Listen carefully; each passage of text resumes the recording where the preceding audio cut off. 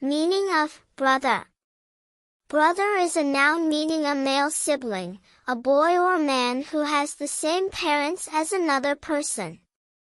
It can also be used for close male friends or members of the same group. 10 daily use example sentences. 1. My brother is 2 years older than me. 2. She has 1 brother and 2 sisters. 3. His brother lives in Mumbai. 4. I called my brother last night. 5. We used to fight as kids, but now my brother is my best friend. 6. Her brother helped her with homework.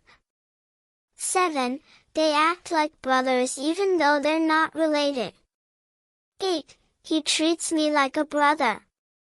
9. My little brother loves cartoons. 10. We shared a room when I was younger with my brother.